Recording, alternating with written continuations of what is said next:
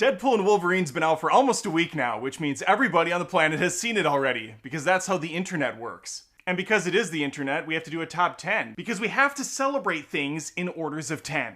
And this was actually challenging for me to put together because Deadpool and Wolverine is hilarious from front to back. So coming up with my top 10 funny moments from the movie, almost an impossible task. But I persevered, and here we are today. I'm here to give you my top 10 Deadpool and Wolverine moments, and there are going to be spoilers aplenty. So tread lightly, sailor. Don't know why I called you a sailor, but let's begin.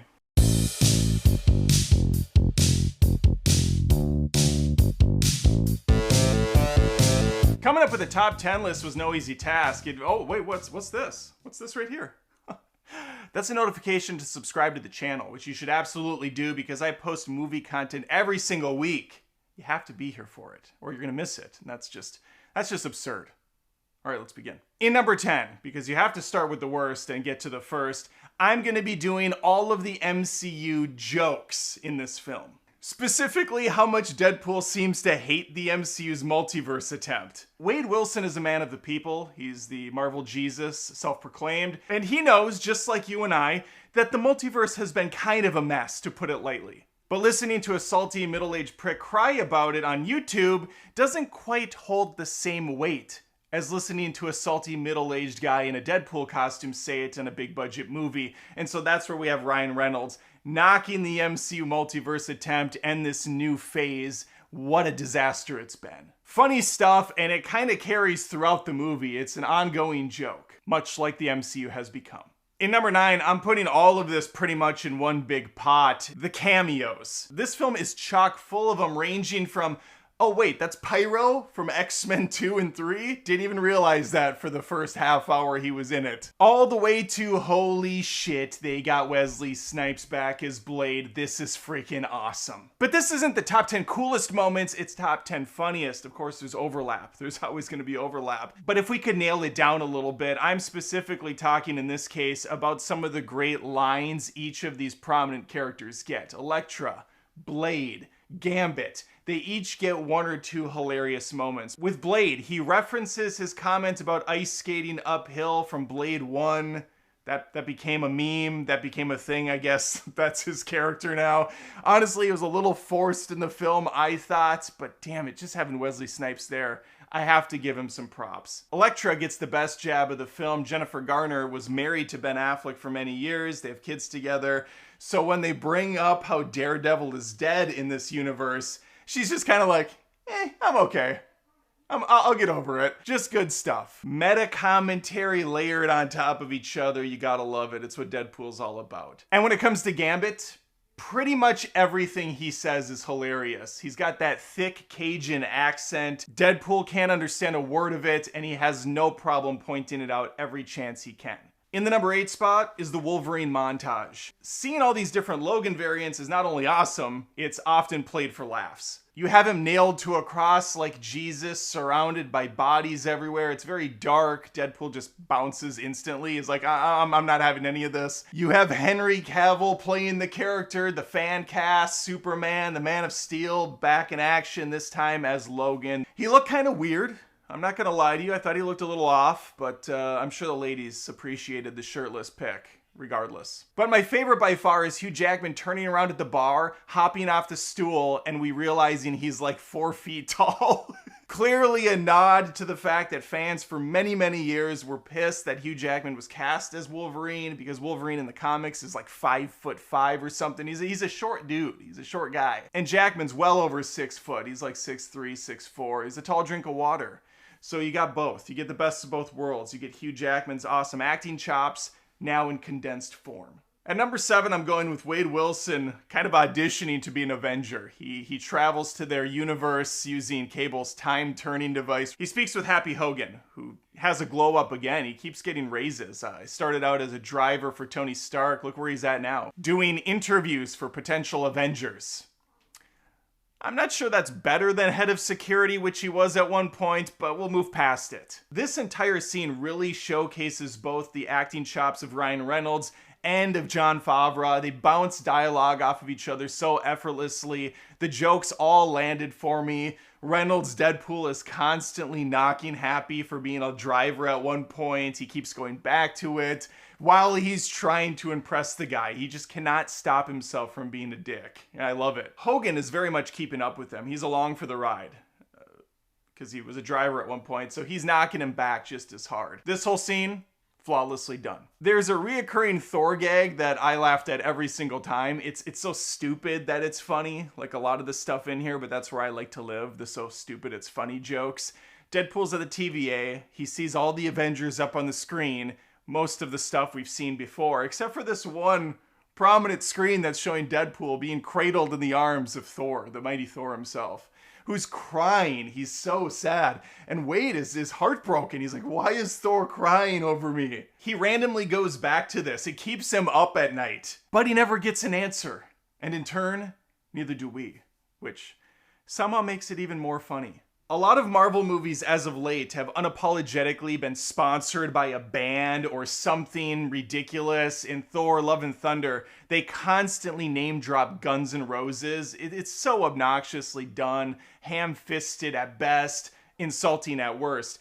With Deadpool and Wolverine, the Honda Odyssey is the unsung hero of this film. Clearly some sort of cross promotions taking place. It's pretty obnoxious, but at the same time fits so perfect with something Deadpool would do. And this is going to lead to one of the big climaxes of the movie, not that kind, where we get the second Deadpool v Wolverine showdown in the Honda Odyssey. They kick the living shit out of each other, die several times over, and this thing goes all the way through the night.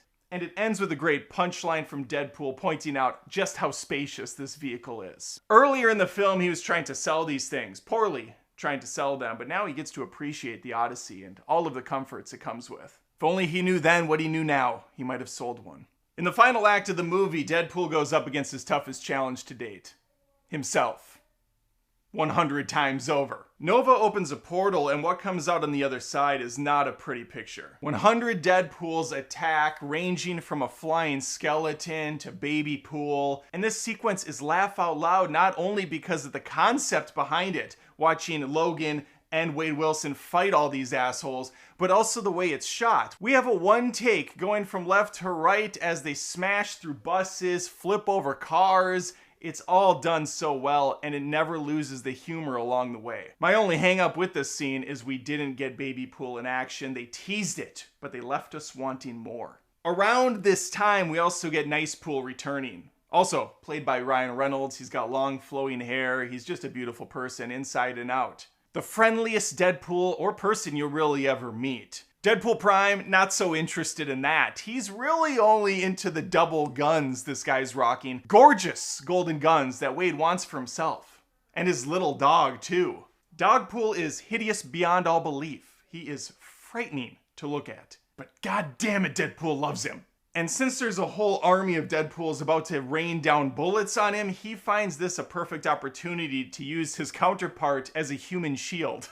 He runs him along the bullets, taking every shot, realizing that, oh shit, this guy doesn't heal like I do? Oh well, perfect opportunity to get those guns, and he just keeps using them. All while playing off it's an accident and he can't believe what's happening. It's just done so well. Contrasting this is Logan, who's looking on, just disgusted by this whole thing playing out. He's not fooled by any of this. I lumped all the cameos together, but I specifically left one out that was just so ingenious, so chef's kiss perfect, had to have its own spot. And that is Chris Evans showing up as Captain America, but not really. It was such an obvious joke too, I kind of am mad at myself I didn't see it coming. Right after Deadpool and Logan are thrown to the wasteland, they see Chris Evans in the distance. He's rocking a duster. Part of his arm is showing, so you see that iconic blue sleeve peeking through, only to realize it's not the blue from Captain America. It's the blue suit from Johnny Storm, aka the Human Torch. The Fantastic Four character Evans played like 20 years ago. And even though he's Johnny Storm, he's not really him. He's playing this bizarre version of the character. This version is kind of an obnoxious dick. He's got a Brooklyn accent, I think. I'm not really sure what he's going for. He reminded me of Dennis Leary from The Ref, or just Dennis Leary in general, especially when he goes off in his tangent after the credits end. He's a funny character though, and he actually had more screen time than I expected. It was always nice when he showed up. Evans does a great job playing a jerk just as much as he does playing a hero. Definitely one of the biggest highlights of the picture, but not quite number one. My number one favorite comedy bit from this film is the opening credits. Deadpool's always had a terrific opening number, but the first two movies pale in comparison to this. Watching him desecrate the grave of Logan, pick up his lifeless corpse, dust it off, and use the adamantium undercarriage to beat the living shit out of TVA guards is peak cinema. And if that wasn't enough, which it absolutely is enough, it gets doubly funny because we have NSYNC's Bye Bye Bye playing over the top. So Ryan Reynolds not only killing people left and right, he's also taking some time to bust out some great dance moves, which are one-to-one with the music video back in the day. And I know this because I recently researched it for this video. I didn't know it before this. This is the first time I saw the video ever in my life. Ever. Even though I think Deadpool and Wolverine from a story perspective is kind of a shit show, it's that way by design, of course, it's all washed away by the freaking hilarious jokes throughout. The great gags, the wonderful set pieces, and just all of the cameos that come and go throughout this film make it a joy to watch. And again, making a top 10 funniest moments is a hard thing to do because there are so many moments in this that I could have thrown in the list. This is where you come in. I'd love to hear from you. Please comment below your top 10 moments, or maybe just one that I didn't mention in this video so we're not so redundant. Let me know your top 3 or your top 1 or your top 50. That's fine too. I'd be very impressed if you could come up with 50. Like this video. Please subscribe if you haven't. I would love if you stuck around for more videos. I post them every single week, multiple times. If you really like what I'm doing, I have a second channel, Adam Does Rants, where I complain about first world problems like people talking on their phone in public really loudly or listening to their TikTok videos with no headphones. I hear you, Mary, and I'm not impressed. All right, let me eat my Chipotle in peace. If you really like what I'm doing, you can leave a super thanks right under this video, become a patron at patreon.com/AdamDoesMovies, or a YouTube join member right here. It's easy. It's just a click away, and I would appreciate it. Take care.